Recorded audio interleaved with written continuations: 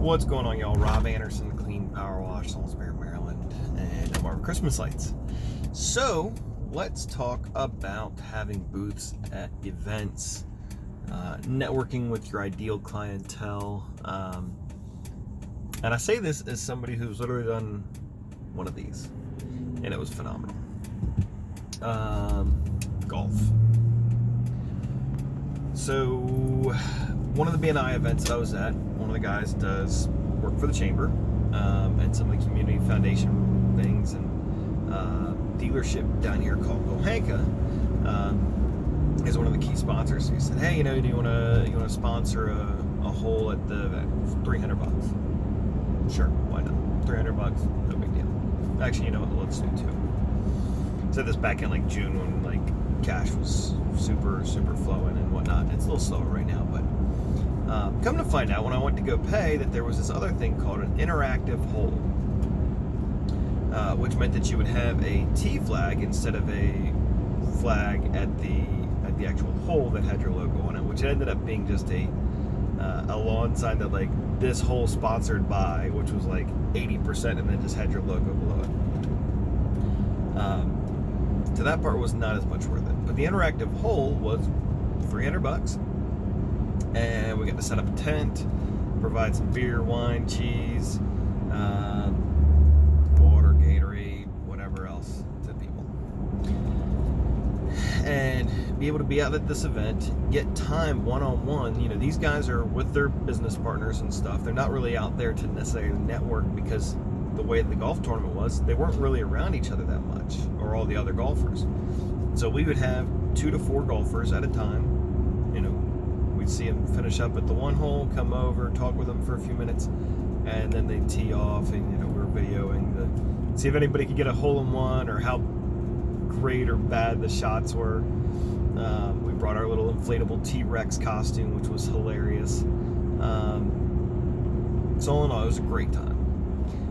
Literally in the first hour of the tournament, we already had been able to get in touch with basically one of the number one builders on the whole area. A couple of other builders and contractors. A guy at our local hospital that was explaining how they weren't happy with the guy who does their emergency cleanings, Cha-ching. We'd love to do that. Got a couple other leads out of it. Saw a boatload of our clients, which was awesome, because I think out of each of those foursomes, probably about a third of them, at least one of the people was one of our clients. So that's, I'm saying, hey, yeah, they were awesome. They took care of washing my house, this and that.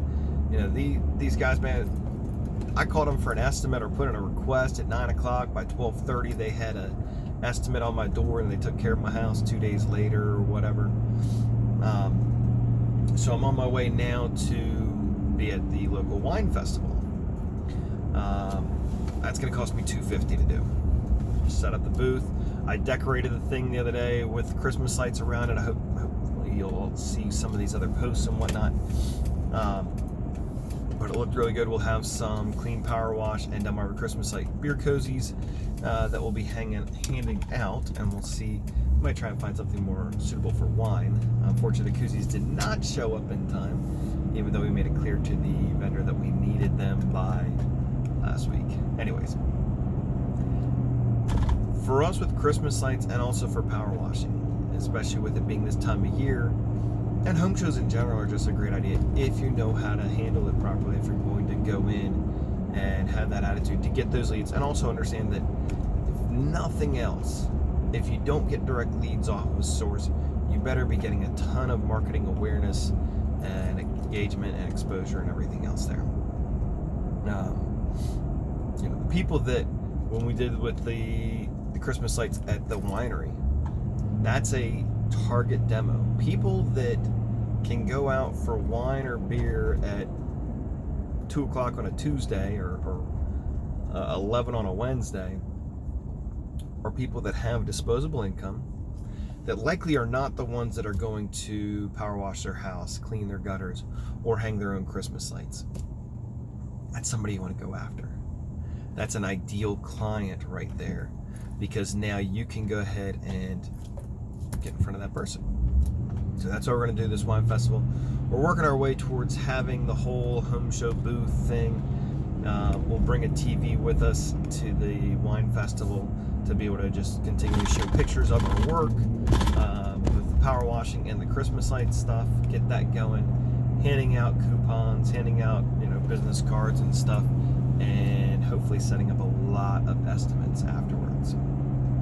So I would encourage y'all to look into these kind of activities, because ultimately, if you can get in front of the right people enough times, it will produce money. And for the $250 or $300 that it costs for the interactive hole, granted I spent $900 because I had the other 2 sponsorships there. It's a worthwhile investment. We'll certainly become more and more effective as we do it. The other big thing that you want to keep in mind when tracking that ROI, we paid $900 to the actual event. We probably had another $200 to $300 in food, beer, wine, other accessories and things to set up our booth and whatnot. And then you have wages.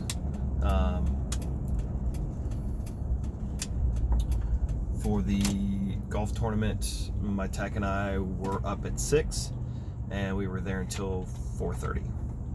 So that's another 10 and a half hours, or 21 hours really, when you consider my time and his time, that has to be accounted for. So at, let's just say $20 an hour. That's another $800. So $1,700. But the people that we got in front of, it's a huge difference. This next one with the wine fest, so we'll be there from 10 to 5, 10 to 6, 6 hours a day, two people, 1 or 2 people per day, for 2 days. And that should actually turn out to, let's just think, 250 plus the 24 times 20. It's going to be about $800, maybe $1,000 for that opportunity. Again, we will have our business cards, we'll have the signs and everything else out there so that we can maximize that opportunity and get in front of more people. So, anyways, have a great day. See ya.